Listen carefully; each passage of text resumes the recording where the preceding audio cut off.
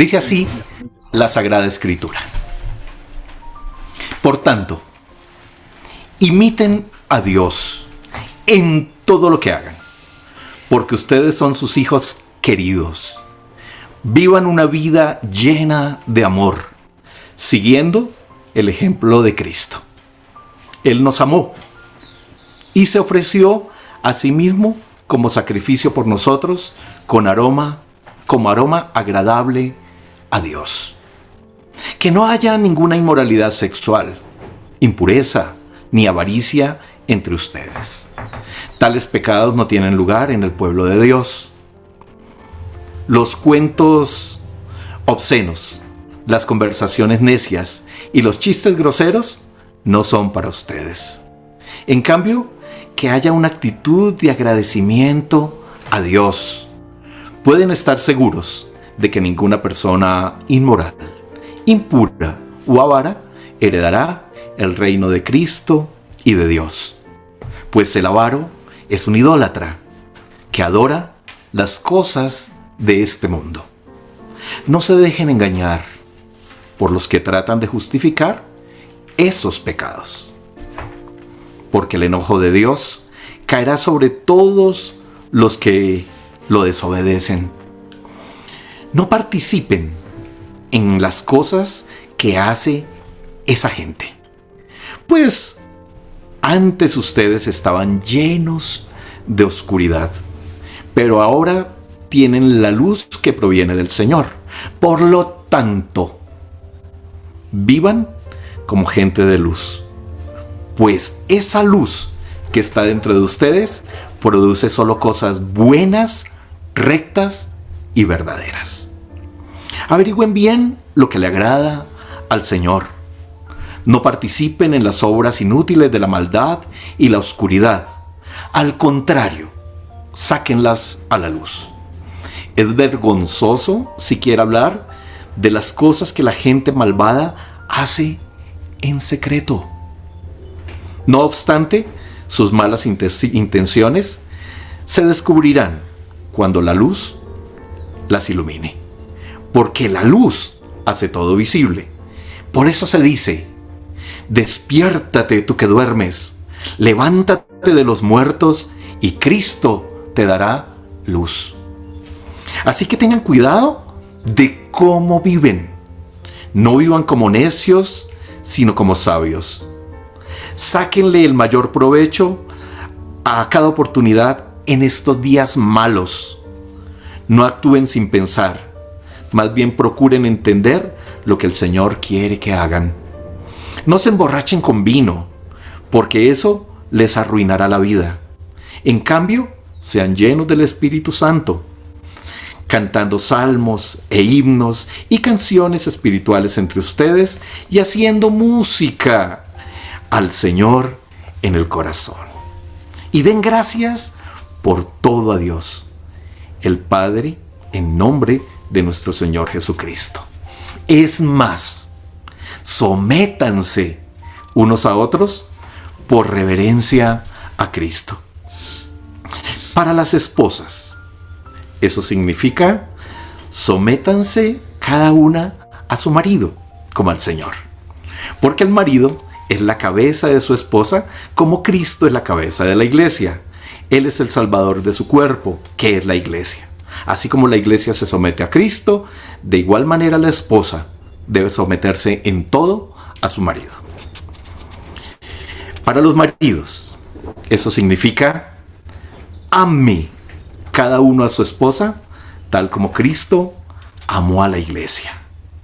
Él entregó su vida por ella, a fin de hacerla santa y limpia, al lavarla mediante la purificación de la palabra de Dios. Lo hizo para presentársela a sí mismo como una iglesia gloriosa, sin mancha, ni arruga, ni ningún otro defecto. Será en cambio santa e intachable.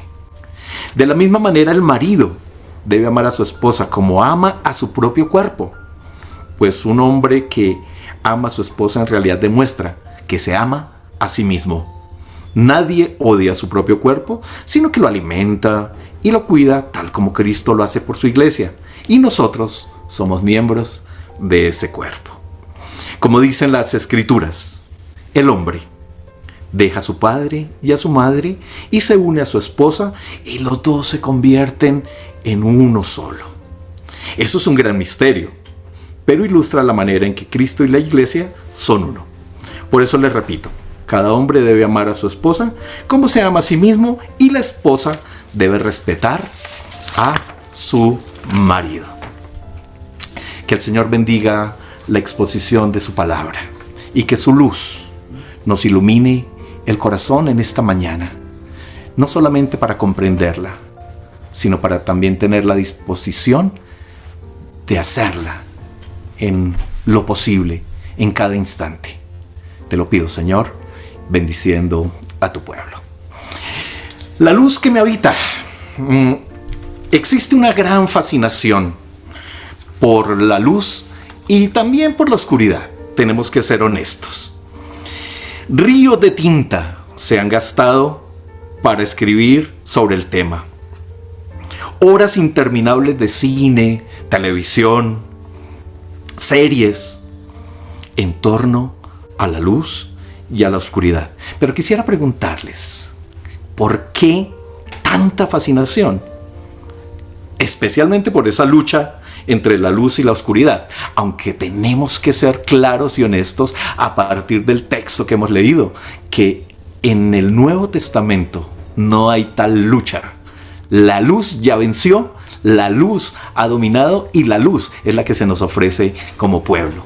Pero ¿por qué tanta fascinación? Es que hay muchos misterios, ¿no?, que no logramos evacuar, que no comprendemos, y eso como que alimenta esa fascinación. Las religiones más importantes tienen como elemento central ese tema. Es más, ¿sabían que existe una religión llamada el zoroastrismo? Parece ser, dicen los especialistas en estos temas, que probablemente fue la primera religión monoteísta de la humanidad. Y esta gente tienen una luz encendida de manera continua hace más de 2000 años. Porque básicamente lo que quieren simbolizar es que el Dios del universo, el Dios que guía el universo, es la luz. Y esa luz merece entonces estar encendida e iluminar. El Sermón del Monte. No sé si están familiarizados y recuerdan. El Sermón del Monte está inundado de luz. ¿Recuerdan que comienza diciéndonos: ustedes son la luz del mundo? Una lámpara no se coloca debajo de la mesa, se coloca arriba para que ilumine. Y el mismo Señor se expresó como la luz del mundo, diciendo que el que creía en Él no viviría en tinieblas. El Génesis abre, irrumpe la palabra eterna de Dios con una gran explosión de luz. Sea la luz. Y fue la luz. Y Pablo hoy nos dice que iluminemos, porque la luz de Cristo habita en mí, en cada uno. Y esa luz debe traslucir cosas buenas. Entonces, para que nunca dejemos de iluminar, les invito a recordar. El propósito es que hoy podamos recordar que como seres de luz, como gente de luz, como quienes están llamados a iluminar, tenemos un compromiso con un mundo que vive en oscuridad. Y ese compromiso es iluminar. Quizás puedan salir de ahí como lo hicimos nosotros un día cuando esa luz vino a nuestro corazón y Cristo disipó las tinieblas de nuestra propia vida. Si hacemos eso, seguramente lo habremos logrado. Ahora bien, el texto que hemos leído esta mañana establece que cuando la luz de Cristo habita en mí, puedo romper con la inmoralidad sexual, la impureza, la avaricia y la anarquía. Veamos pues, Pablo, ya metiéndonos un poco en el contexto, Pablo, como la canción, está hablando desde la prisión. Allá en el capítulo 4 dice, yo, Pablo, prisionero a causa del evangelio. Él está en la cárcel y está escribiendo desde allí. Y viene dando, desde el capítulo 4, viene dando varias instrucciones para vivir la fe en el diario vivir, en la practicidad.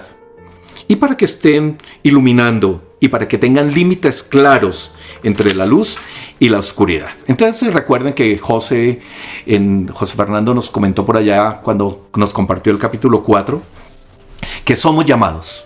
Y como llamados tenemos una responsabilidad. Su preocupación entonces es que como llamados llevemos una vida digna como hemos recibido de Dios. Y entonces nos ha dicho cosas que son muy, pero muy prácticas de conducta, esenciales, de ética en el diario vivir. Dice, sean siempre humildes y amables. Facilísimo, ¿no? Humildes y amables. Pacientes unos con otros, sobre todo los profesores. Es más fácil. Si la anterior era fácil, esta es mucho más fácil, ¿no? Tolerantes. Y pasando esas faltas por amor. Dice que hagamos todo lo posible por mantenernos unidos, porque claro, hay una tendencia, y hoy más que nunca, a ese individualismo. Disciernan, no se dejen engañar. Ese es un peligro constante en todos los tiempos de la iglesia, en Éfeso, pero especialmente hoy en día. Desháganse de su vieja naturaleza. Esa es la evidencia de un nuevo nacimiento, ponernos una nueva vestidura. Y hay otras cosas que nos decía ahí en el capítulo 4. Dejen de decir mentiras. Ojo con el enojo. Dejen de robar. Ojo con la boca. Libérense de toda furia. No dejen que el sol se ponga sobre su enojo. Y perdónense. El pastor Alfonso el domingo pasado nos comentaba. Imiten a Dios en todo. En todo. Y una vez más nos mete en esos requisitos y en esas cosas que nutren nuestra vida y producto de con lo que nos alimentamos y lo que comemos, entonces podemos hacer resistencia a todos esos hábitos y a toda esa seducción que se nos dice. Entonces nos dice el apóstol que imitemos a Cristo en todo.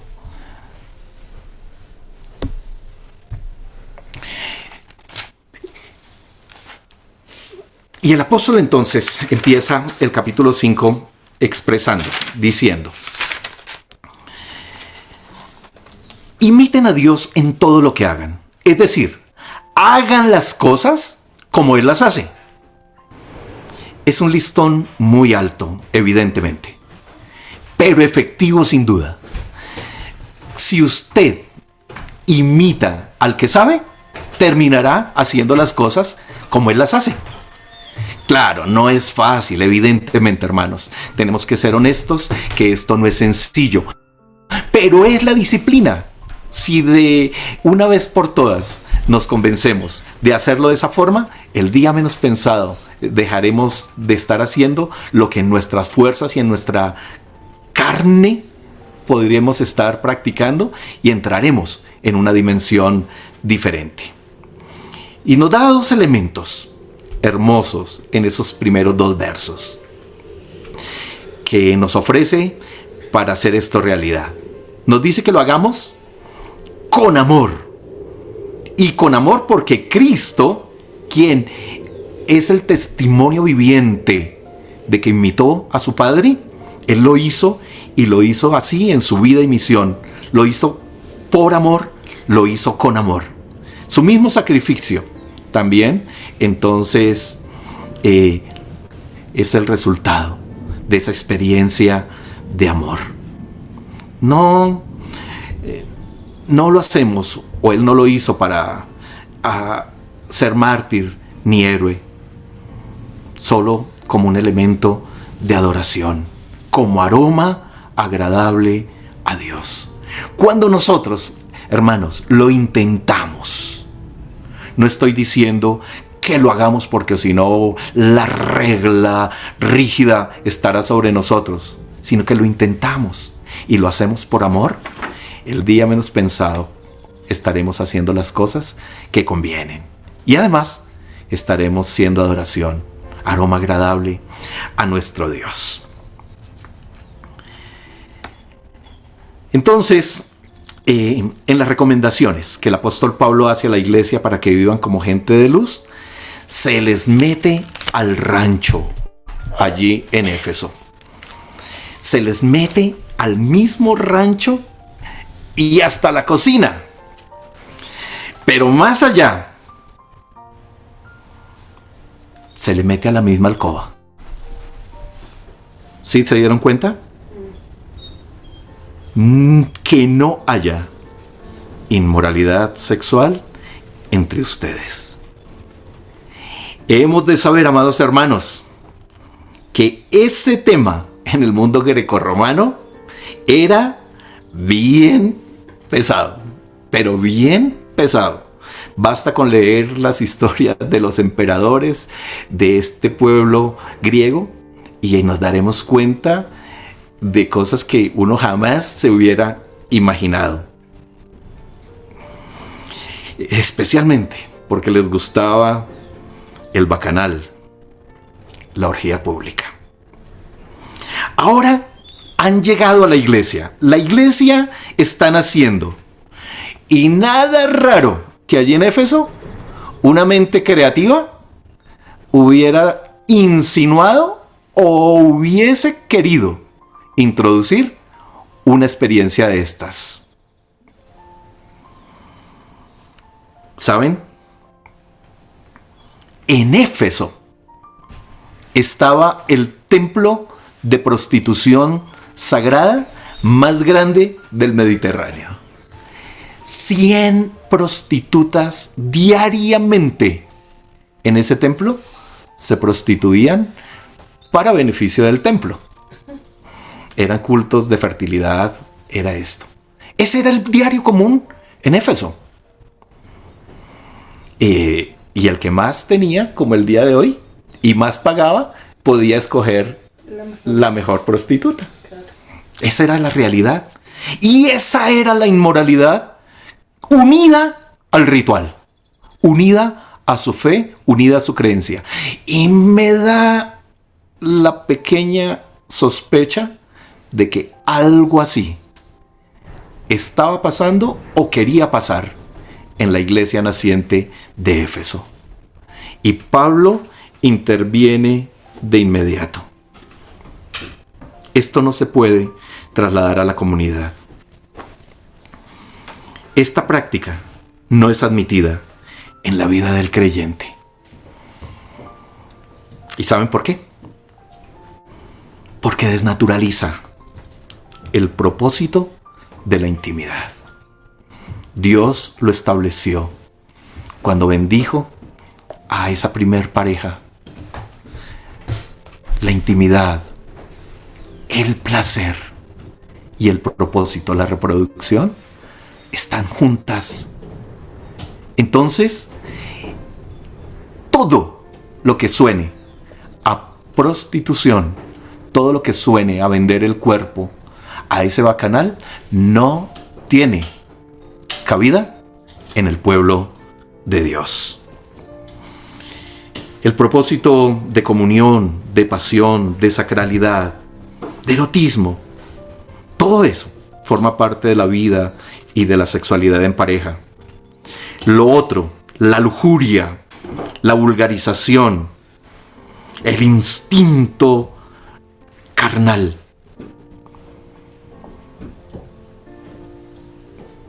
todo esto es mero apetito humano y por lo tanto no embellece, sino destruye algo hermoso, bello que Dios nos dio, especialmente a los seres humanos. Ahora, lo que me parece interesante es que Pablo no se queda en el tema, como morboseando o alrededor de estas cosas diciéndonos o provocándonos la mente. Lo deja ahí. No está bien. Y más bien sí enfatiza en otras cosas, ¿no? Porque nuestra sociedad que está tan erotizada, tan sexualizada, entonces básicamente cualquier cosa que tenga que ver con sexualidad, el escándalo, ¿no? Abrimos los ojos y nos echamos bendiciones. Pero cuando se trata de otras cosas que son mucho más complicadas y mucho más recurrentes, entonces como que las dejamos a un lado. El apóstol no machaca en eso. Pasa a otros temas de inmediato, igualmente dañinos también para la comunidad, y hasta más evidentes. Impureza. Dice que no haya impureza ni avaricia entre ustedes. Tiene que ver entonces con la vida espiritual. El término que utiliza aquí para pureza es muy fuerte. Es como no tengan nada, la sensación detrás de la palabra es no tengan nada que ver con un cadáver, con lo feo, con lo que también desnaturaliza, descompone la belleza del ser humano. Entonces dice, lo impuro, ¿qué es? Es mezclar lo pagano con lo sagrado. A eso se refiere con no haya impureza entre ustedes. Y además, ni avaricia. Esto tiene que ver con el apetito desbordado en todas las áreas de la vida. El no saciarse y vivir siempre anhelando más y más de lo que necesitamos. En otras palabras, no participen en pirámides. Estuvo muy bueno. Dice Pablo que estos pecados no tienen lugar en el pueblo de Dios. Y describe otros elementos que oscurecen, que no iluminan. Dice, apártense de esos cuentos obscenos. ¿Sí se dan cuenta? Los cuentos obscenos, las conversaciones necias y los chistes groseros no son para ustedes. Era parte de la vivencia, era lo secular que teníamos allí en ese mundo grecorromano. La iglesia está inmersa en eso y tiene que establecer un límite.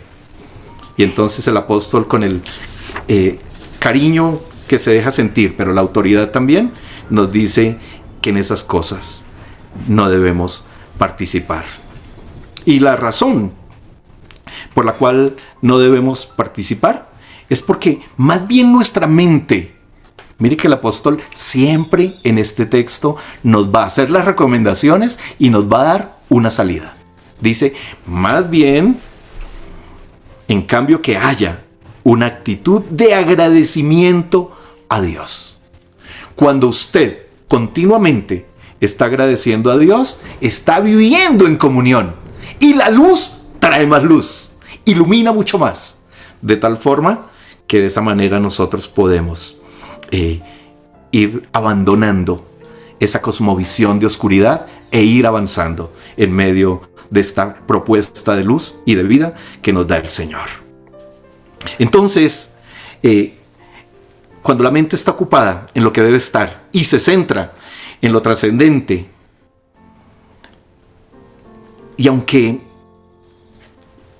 estemos rodeados de ese pensamiento, si tenemos claros los límites, entonces sencillamente vamos a evadirlos y vamos a poder avanzar.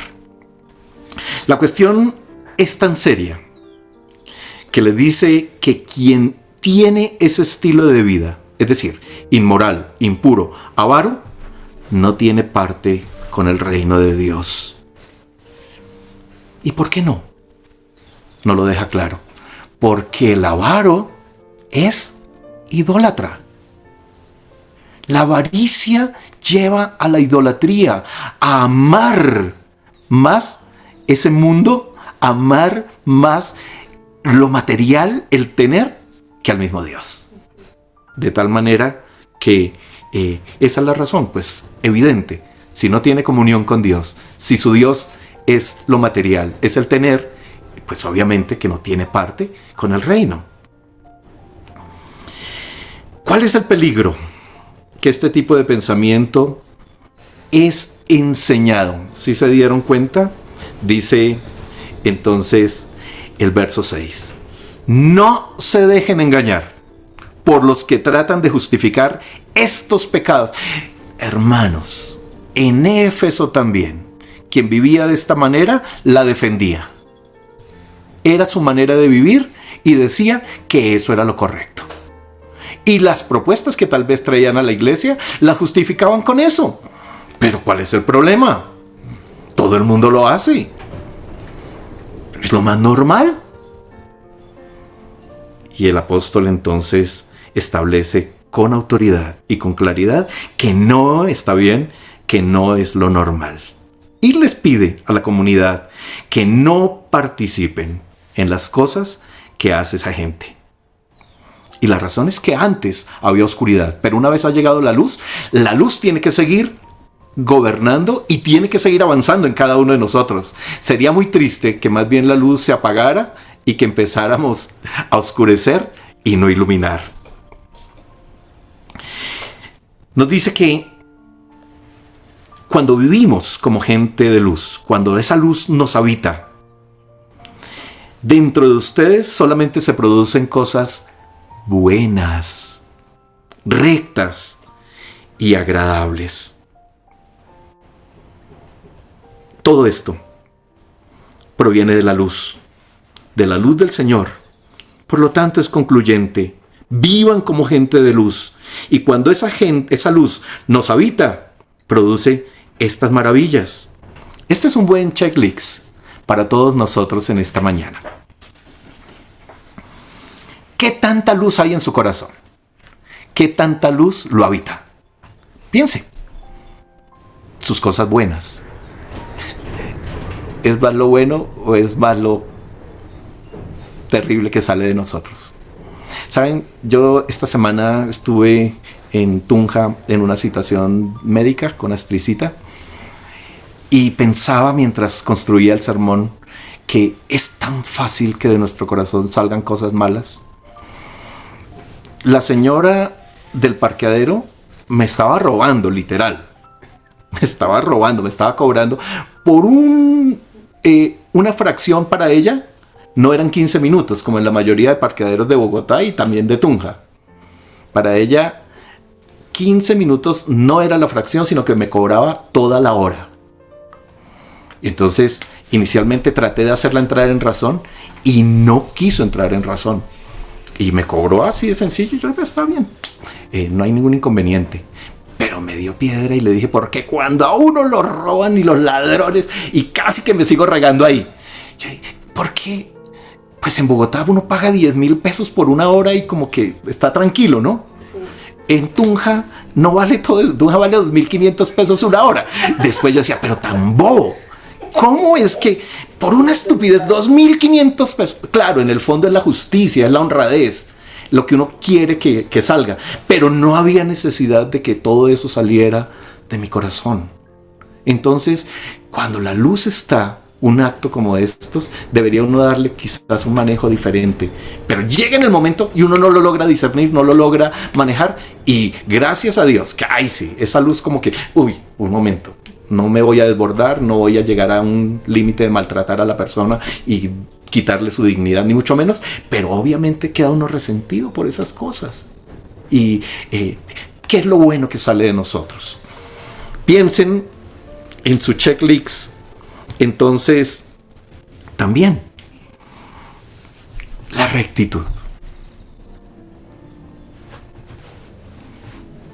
Vivimos en un mundo de avivatos. Y a veces uno mismo como que quiere, para no dejarse quedar atrás, como entrar en ese mundo. Cosas buenas, rectas y verdaderas. Si la luz dice que está en nosotros y que esto es lo que produce, pues es una buena manera de identificar qué tanta luz tenemos, qué tanto iluminamos. Si el checklist fue negativo, tranquilos, hermanos. Estamos como los hermanos de Éfeso. Necesitamos arrepentirnos y seguir adelante.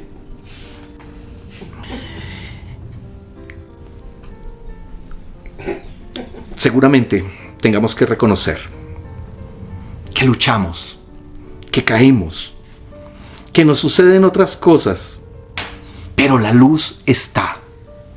La luz no se ha ido. La luz continúa iluminando. Y por lo tanto, tenemos que insistir, levantarnos y continuar. Pablo exhorta una vez más.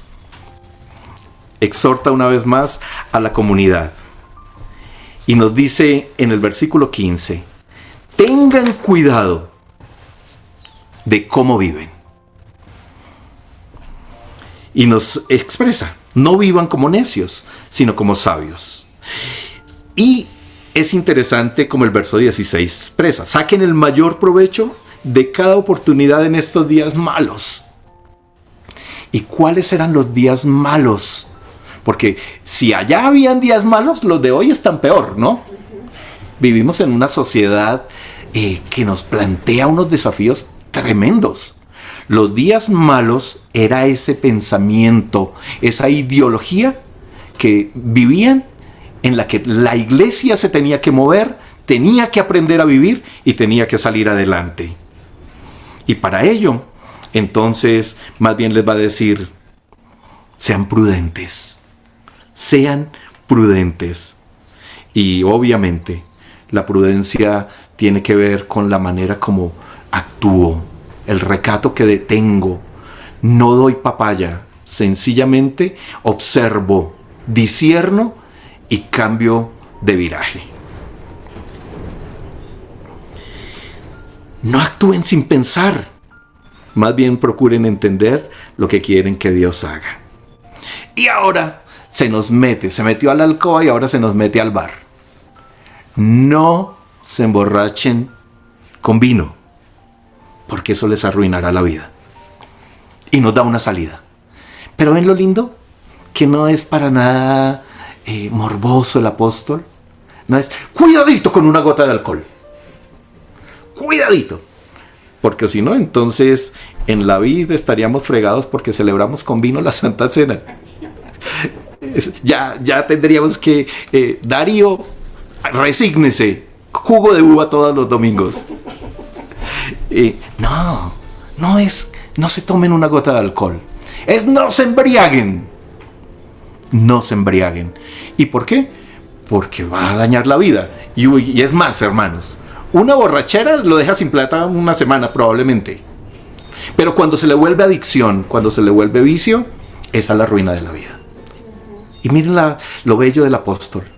Les arruina la vida. Sean inteligentes, no lo hagan. Mire que ni nos envasea, no nos mete un regaño, no nos empareja. No, nos habla con sinceridad y con lógica, con sentido común. Y nos da la salida de una manera muy bella. Más bien, sean llenos del Espíritu Santo. ¿Y cómo nos llenamos del Espíritu Santo? Yo esperaría que aquí surgiera, pues, una cosa extraordinaria y diga, tienen que convulsionar de tal manera, deben entrar en tal trance, tienen que hablar tales lenguas, porque ese es el símbolo de que están llenos del Espíritu Santo. No, miren la hermosura. Cantando salmos e himnos y canciones espirituales entre ustedes. Y haciendo música al Señor en el corazón. Mire qué bello esta llenura del Espíritu Santo. Cuando logramos una vida en esa dimensión, podemos decir entonces que no solamente estamos iluminados, sino llenos. Y eso es lo que mostramos. Me parece, hermanos, que aquí está el secreto y la salida. ¿Qué sucede con un músico? Realmente un músico. Todo el bendito día su cabeza vive llena de sonidos. Está conectado con armonía. Está conectado con estos elementos que la música trae y que hacen que el sonido sea agradable al oído. Melodía, armonía, ritmo. Y eso embellece. Si todo el día nuestra mente está llena de esa, ¿saben qué sucede? Nos llenamos del Espíritu Santo.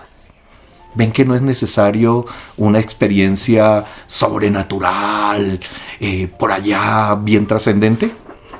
Ahora, si el Señor nos regala experiencias de esas, pues maravilloso. Las disfrutamos. Pero la llenura tiene que ver con esta practicidad.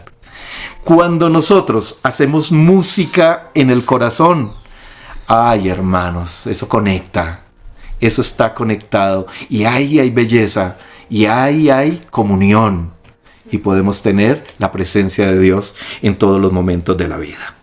Bien, Pablo es un especialista en incomodar y como si todo lo anterior no fuera suficiente, ahora les va a decir que como tienen luz,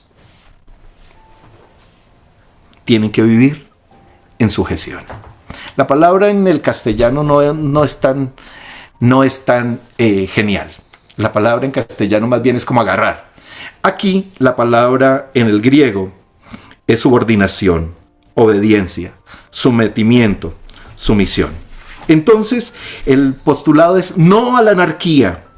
La comunidad está naciendo y requiere instrucciones claras. Ahora tenemos que ser honestos. En el 21 nos va a decir, sométanse unos a otros por reverencia a Cristo. Hermanos, peligro. Si usted no vive con música en su corazón, si usted no está sometido a Cristo, ni lo intente, porque se le va a volver un infierno, su vida, su familia, su trabajo, todo. Pero cuando estamos nosotros mismos sujetos a Cristo, por reverencia, es decir, por respeto, por amor a Él, vivimos en esa dimensión, todo lo demás sí puede fluir. Y la instrucción comienza con las mujeres, comienza con las esposas. ¿Por qué? Porque no se someten, les cuesta mucho. Son como medio anárquicas, no, mentiras. No es por eso. No tiene nada que ver con eso. Más bien, es que en Éfeso eran ellas las que llevaban la batuta. Por ser una sociedad matriarcal, producto de la diosa Diana de los Efesios, entonces ellas eran las que llevaban las riendas. Ellas eran las que mantenían ese matriarcado. Diana había permeado la cosmovisión de toda esa sociedad.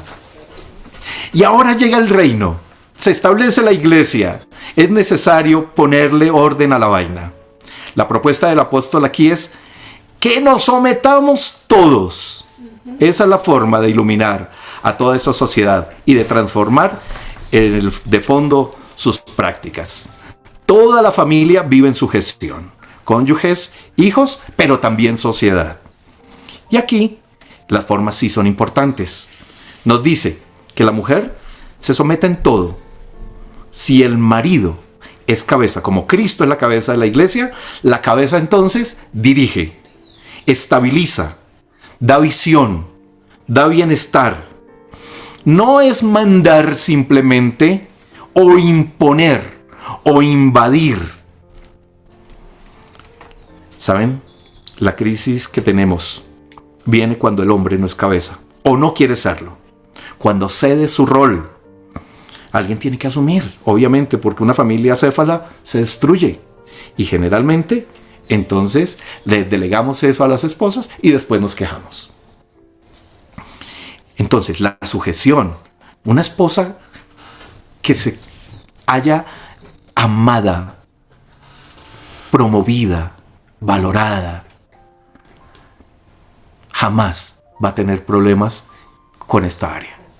Porque no es invadida, porque no es pisoteada. Sencillamente responde al amor, responde a el esposo sin ningún problema. Pero no solamente la esposa, también le habla al marido. Le dice al marido, y creo que nos tocó más duro, porque ame a su esposa como Cristo amó a la iglesia. ¿Se han puesto a pensar cómo Cristo amó a la iglesia? Murió. Le costó la misma vida. Entonces, ¿cuál es el desafío en verdad? Lo interesante es que la palabra usada aquí para amar a su esposa no es ni filos, no es ni eros, no es estorgé, es agape. Si usted ama a su esposa con ese agape, con ese amor de entrega, ese amor en acción, no el amor que responde a la sensación o al sentimiento, el amor que se muestra en acción, el masajito, la ternura, las palabras, el abrazo, el afecto, el lavo la loza, el levanto la ropa, el trapeo aunque no me gusta trapear. Todo estos son elementos de amor en acción. Eso es agape. ¿Ven? Pero también, mis amados, agape tiene un elemento maravilloso. Agape tiene un elemento extraordinario que a veces desconocemos. Agape también es celebración, es festín. Su matrimonio, su relación, su vida en pareja, ¿es fiesta o es funeral? Porque si es funeral, pues no hay agape, hermanos. Pero hay fiesta, hay celebración, hay festín. Esto inunda la totalidad de la vida y entonces en ese momento el hombre puede decir que está sujeto a su esposa. En conclusión, una mujer amada, protegida, cuidada, no tiene ningún problema en vivir en sujeción. Un hombre respetado, valorado, afirmado, no tiene ningún problema en vivir en sujeción a su esposa. Todo esto es posible mientras los dos estén sujetos a Cristo.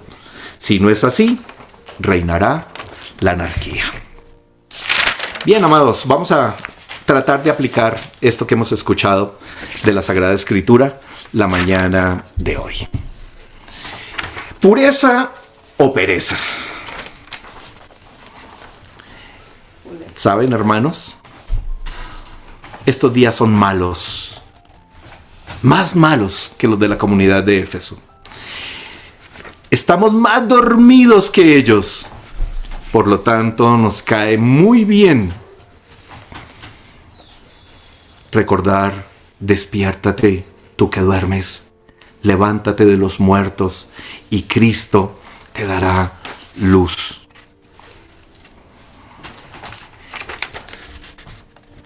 Hay que despertar, hermanos. Hay que despertar. Este era el problema de Éfeso. Estaban muy tranquilitos, estaban muy pasivos, estaban muy permeados por el contexto. Y nosotros también tenemos que reconocerlo. Hay que despertar de una buena vez por todas para comenzar a iluminar. ¿Cómo hacerlo? ¿Ven? Todo fue práctico. Gratitud, llenura. Y tenemos que reconocer que como hay tanta basura en el ambiente, la sociedad de la oscuridad pretende imponernos agendas, narrativas e ideologías. Toda ideología, hermano, es un fanatismo. Todo todo lo que nos imponen y nos quieren imponer puede llevar a personas a desconfigurarse de tal manera que uno no reconoce a esa persona.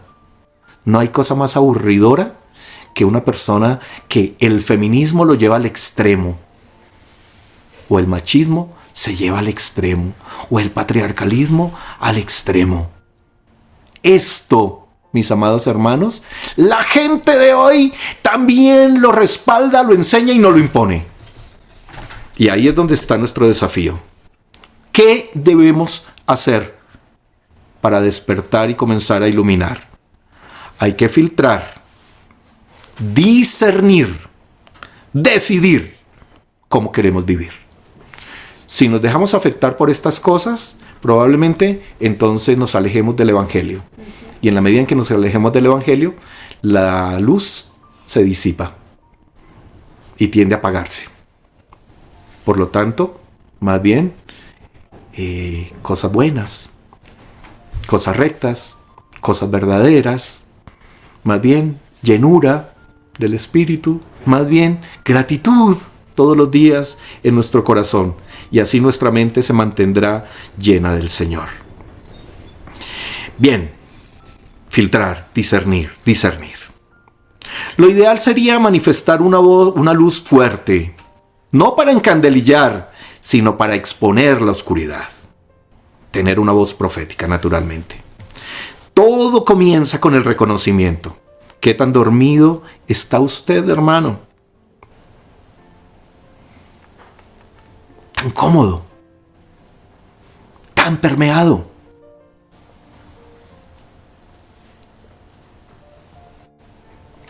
Involucrado con el sistema, con ese sistema de valores y con ese relativismo moral que como ideología se nos impone, que nos quiere devorar.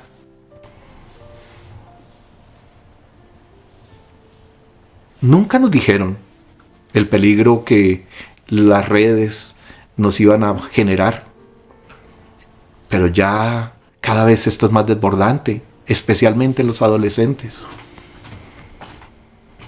en los jóvenes, y también en nosotros. Tenemos que ser honestos.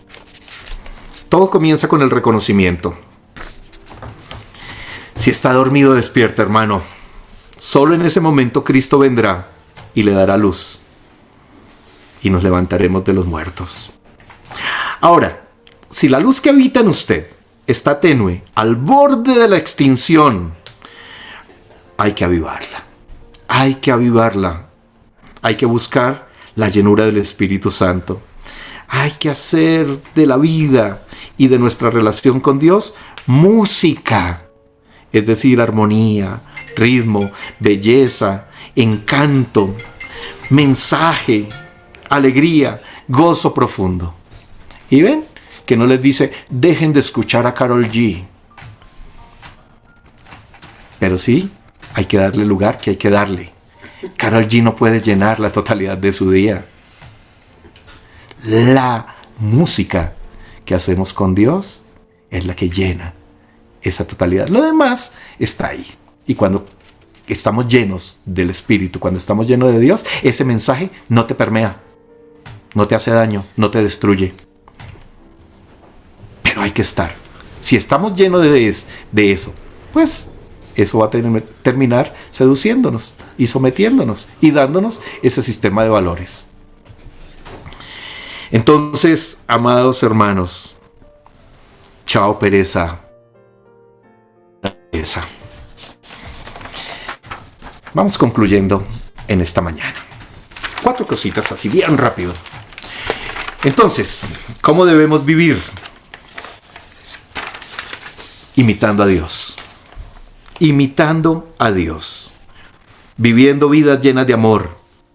Siguiendo el ejemplo de Cristo. Esa es la forma. Así nuestra mente se llenará. Y cuando menos nos demos cuenta, estaremos haciendo las cosas que Dios hace.